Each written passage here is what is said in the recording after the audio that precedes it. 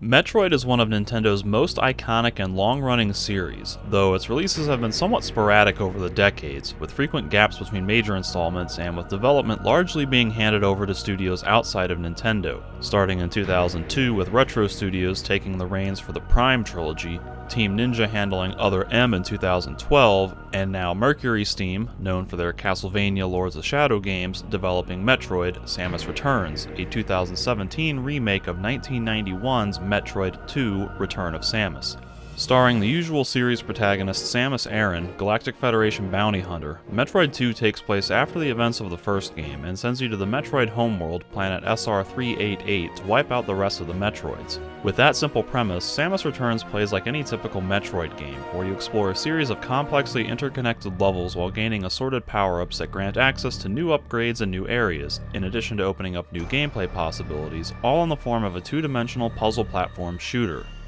I'm pleased to say that, unlike other recent games in the series, Samus Returns feels like a real Metroid game and actually seems to understand the appeal these games can have and, most importantly, why people play Metroid games in the first place. That should all make sense, however, seeing as it's a remake of one of the earliest games in the series, which actually proves to be the crux of most of its greatest strengths and weaknesses.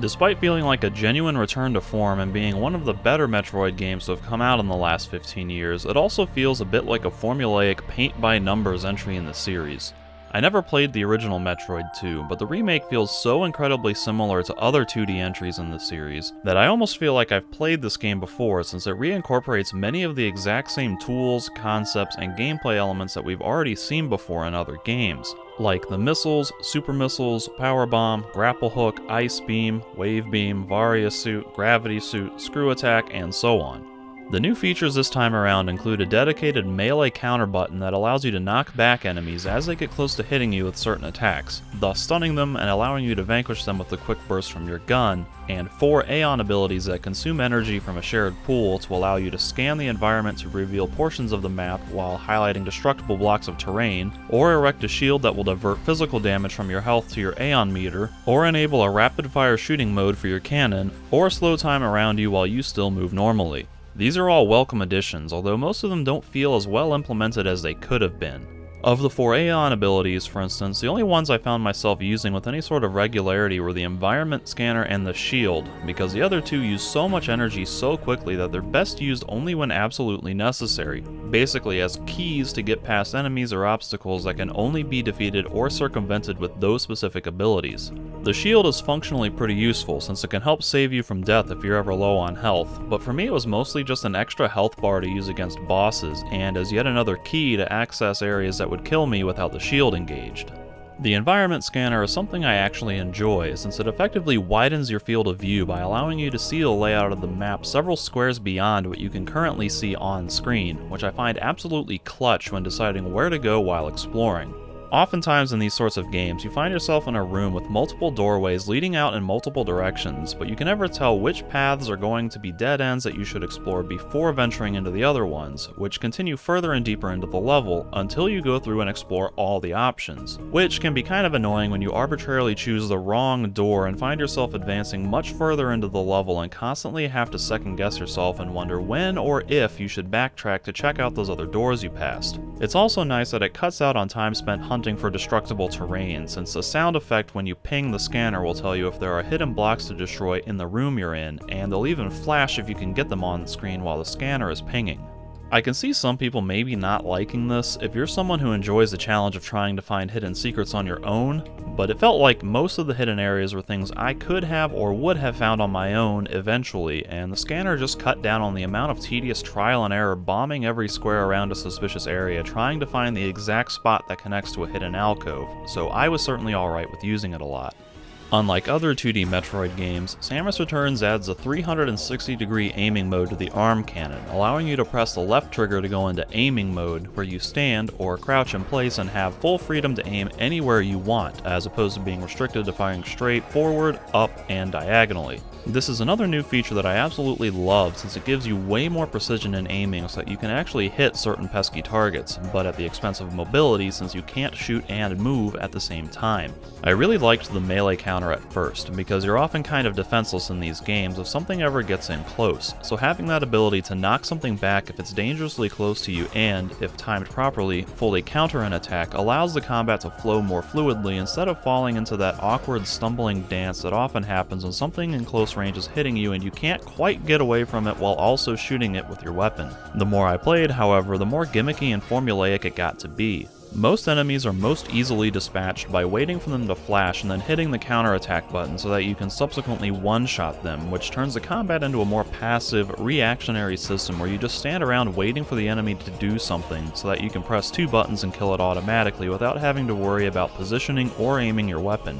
All that matters is that you press the button when you see the obvious, universal flash that an enemy is about to attack you. It's also kind of annoying how certain bosses and sub-bosses are virtually impervious to any form of damage during certain phases until you counterattack them, which often leads to a highly cinematic quasi-cutscene where you still have enough control to fire your weapon while watching the scene play out, such that battles and the whole counterattack system by extension end up feeling more like subtle QuickTime events. The bosses, unfortunately, all pretty much suck. Basically all of them are puzzle pattern bosses where they give an obvious cue for a highly specific attack they're going to do, with a very specific way to avoid the attack, and so succeeding at those bosses is just a matter of learning the cues and learning the exact specific thing you need to do to avoid each attack in a rote process of trial and error and memorization. What's worse is that they all have multiple phases, where later phases add new attacks and even modify familiar attacks by adding extra effects to them or just changing the pattern slightly, so with each phase you have to learn and memorize new cues and get hammered for a ton of damage until you figure out what each cue is, what it will lead to, and what you have to do when you see that cue. Essentially, you have to die multiple times in each boss fight, usually at least once in each phase, just to learn these things, and once you learn it all, the fight loses any sort of compelling challenge because the solution for how to avoid each attack is incredibly simple and easy once you connect all of the dots. So when you die in phase 3 of a boss fight, it's then a rote exercise in tedium going through the same formulaic patterns in the first 2 phases over and over again just to get back to where you were. And on top of that, they almost all have limited time windows in which you can damage them, where you're stuck just going through the motions, dodging attacks, waiting for the predictable moment when they lower their defenses for a few seconds so that you can get a few attacks in before spending another minute dodging attacks and waiting for the next window. Every boss follows this pattern, and it just gets to be a tedious pain in the ass. The whole game, in fact, is tediously repetitive. The basic plot premise is, of course, to wipe out the Metroids, and so the whole game is a hunt to kill 40 plus Metroids, most of which take the form of mini-boss battles that get repeated a dozen or more times, steadily adding new attacks and evolving into more advanced forms. The only real variety is a couple of later forms, and a couple instances where the Metroid runs away mid-fight, and then you have to hunt it down in an adjacent area and fight it again, before repeating that process yet again, effectively turning one fight against one Metroid into 3 different fights spread out over a wide area, where each fight plays out exactly the same as the last, but for whatever reason you have to do it 3 times. Meanwhile, every area in the game has the same formula for how you progress through it. Arrive in a new area, which are mundanely called Area 1, Area 2, Area 3, and so on, kill a requisite number of Metroids, return to the Metroid gate to lower the poisonous fluid, and descend until you eventually find an elevator to a lower area, rinse and repeat 7 more times until the final boss. The areas themselves don't feel mechanically or even atmospherically distinct from one another either. Each area gives a couple upgrades that change how you can move around or access certain areas, yes, but there's rarely a central gimmick or twist to each area that changes the way you play and approach the game. Most areas look and feel pretty similar too, since the music doesn't always do a good job of creating an interesting or immersive atmosphere. Most of the time the music is somewhat bland and forgettable, with the best tracks almost always being based on tracks from other games in the series, and the foreground terrain, i.e. the stuff you actually walk on and interact with, looks pretty similar from area to area, with any sort of unique theme happening way off in the background, and with the same enemies appearing in virtually every area, just recolored and with tweaked stats.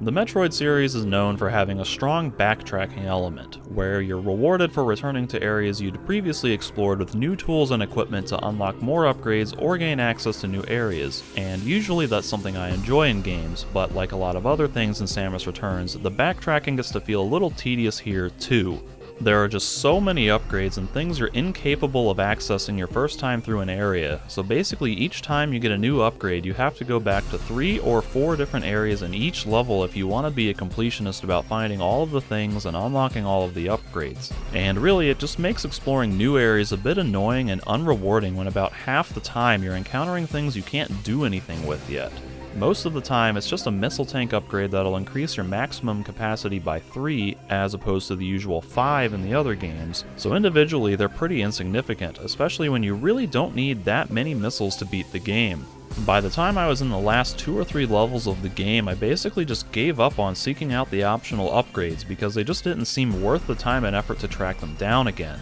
At least the game lets you drop assorted markers on the map to help you remember where things are, but just getting back to them can be a bit tedious with how spread apart the warp points are, and having to go through more linear, restrictive environments with a lot of meticulous platforming or morph ball sequences or one-way paths.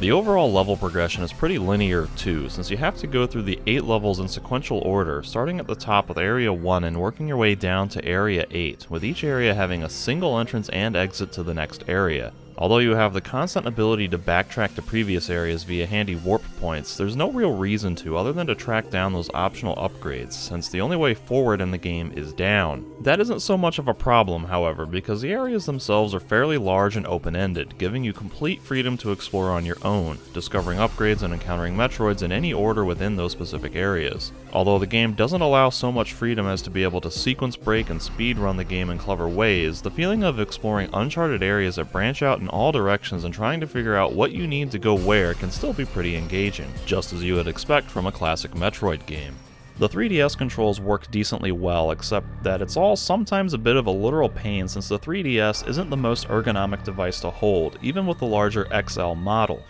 The device does suffer, however, from a general lack of buttons, which means a lot of toggling triggers and switching firing modes to enable different subsets of controls, meaning you're frequently holding both triggers down at the same time while using both thumbs on 2 different sets of controls, the circle pad and D-pad with the left thumb, and face buttons and touchpad with the right thumb, all at once. After even a short while, it gets to be a strain contorting your hands to operate all the buttons you need, and it's easy to fumble controls while trying to keep track of what mode or active toggles you have enabled at any given moment. Getting in and out of the morph ball is particularly annoying, since your only options are to double tap on the circle pad, down to go into morph ball, and up to go out, which isn't really designed for rapid double tapping like that, or take your thumb completely off the movement pad to tap the map screen on the touchpad. Neither of which is ideal and can be a little frustrating when the controls don't respond the way you wanted them to. The game also crashed on me after I beat the final boss, completely freezing the 3DS and forcing me to do a hard reset on the device. It wasn't a huge deal since I was literally finished playing the game at that point, but would have locked me out of hard mode and other features that unlock after beating the game if I cared about any of that stuff, without having to go back and repeat the prolonged final boss fight again and hope it wouldn't continue to crash in subsequent attempts. Ultimately, Samus Returns is a decently enjoyable game, and it's certainly nice to have a competent, two-dimensional Metroid game that feels pretty close in style to the older classics. It's easily the best Metroid game we've had since 2004, but unfortunately it feels a little too formulaic and repetitive to be any more than decent. That's still high praise considering what we've had in the series lately, but it feels like just about everything noteworthy in Samus Returns has been done before in its predecessors, but this time with less charm and personality, while other elements like the pattern bosses and generally bland, forgettable atmosphere prove a little disappointing. Some of the game's issues, like the tedious repetition and linear progression of levels, are unfortunately part of the original game that it's remaking, but that's the sort of thing a remake a quarter of a century later should have the opportunity to address and improve upon. Samus Returns gets the core formula of a Metroid game right, but it doesn't do much to innovate or mix things up. So while it proves satisfying and engaging on a basic level required of a Metroid game, it doesn't do anything transcendent or extraordinary for it to rise above the competition, either within its own series or outside of it. If you like Metroid and want an actually decent Metroid game to play, then you could do a lot worse than Samus Returns, but if you're new to the series and want something to start with, I'd probably have to recommend Zero Mission, Super Metroid, or Metroid Prime as better starting points. And that's all I have, folks. If you enjoyed this video, then be sure to check out my blog for 8 years worth of reviews and other articles, and also keep an eye out for me on Twitch where I live stream the games that I'm playing. I'm also on Patreon if you want to support me that way while gaining access to news updates, early reviews and impressions, and access to polls to vote in what games I play next. So thanks for watching, folks. I'll talk to you next time.